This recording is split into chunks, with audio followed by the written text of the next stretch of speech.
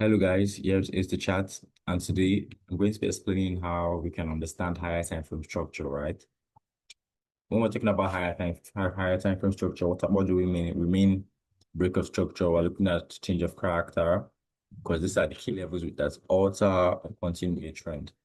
What do we mean by break of structure? BOS. Short form is BOS. Let me show you what you mean as short form. Short form is break of structure, BOS, like this, right?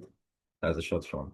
So this BOS means price is creating a new high or creating a new low in a current trend. So you can have bullish break of structure, you can have bearish break of structure. Do you understand? There can be bullish break of structure, there can be bearish break of structure. So several break of structure in a particular order flow in a particular trend means the price is strengthening its nature. Either maybe several bullish break of structure means price is strengthening its bullish trend. Several bearish break of structure means price is strengthening its bearish trend. So there are certain scenarios whereby a break of structure is valid and when it is not valid. The only time a break of structure is valid is when it creates a new high. Do you understand? Is when it creates a new high or when it creates a new low in the market, right? It is invalid if it gives us anything that is not a new high or a new low in the market. Because that's what happens when broker structure is reached. Broker structure is reached when price creates a new high or creates a new low. So let me give you guys an example. I'll be using USD card to explain how a broker structure is valued, right? So first things first, let me explain how a broker structure is valued. First, look at the trend. What trend are we on in USD card, right?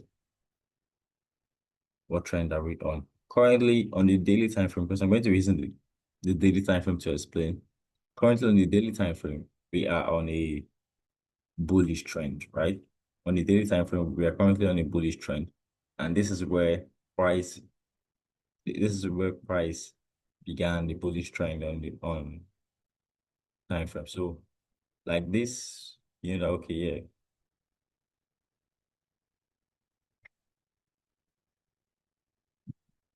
yeah, you're bullish, right?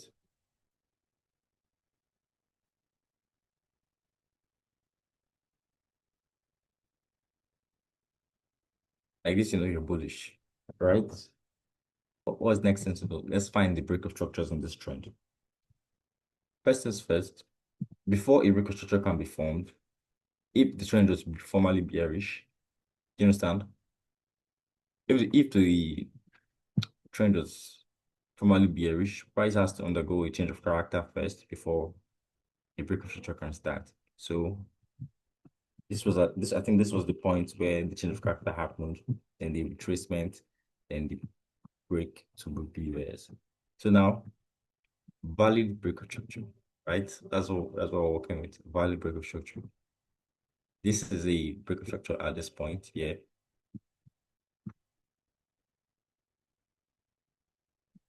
Yes, that's the daily break of structure.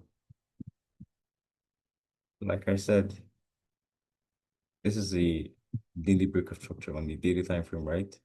That's a valid break of structure. And you can see it after the change of character, price gave us a new high. How do we know price gave us a new high? You can see that price surpassed the previous candle. This is the height where price was going to surpass, and price surpassed it, giving us a break of structure in that manner, right? So this is a perfect choose, retest, and break, right? Choose, retest, and break of structure. That's a perfect bullish scenario, right? So yeah, what happened here? Price retraced, right? Still maintaining the value low. But where is the value low?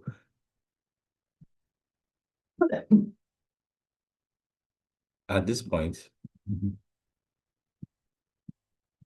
at this point, where price created the break of structure, where price retraced, this was where the daily key level was at, right? This was where the daily key level was at. So until if price did not cross this low and break it, which means the bullish trend was still in play, right? So price retraced at this point, right? Then pushed ahead, giving us a new break of structure.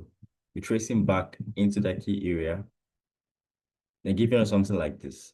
Then you can see here, would you call it this is not a break of structure. At this point, there's no break of structure. That's why anybody that marks out a break of structure at that point marks out incorrectly. You understand? Because your only valid break of structure is the point where price creates and surpasses that high, right? Bullish break of structure where price surpasses this high at this point, right? That's it. Do you understand? So that is how break of structure works. There was a break of structure at this point. There was a break of structure at this point. So let me take this off. There was a break of structure at this point. So I've shown you the invalid one. This is invalid. That is just an internal range liquidity, right? That's just the liquidity, internal range liquidity. A buy side liquidity. It has nothing to do with the break of structure. This is a buy side liquidity. This is a break of structure.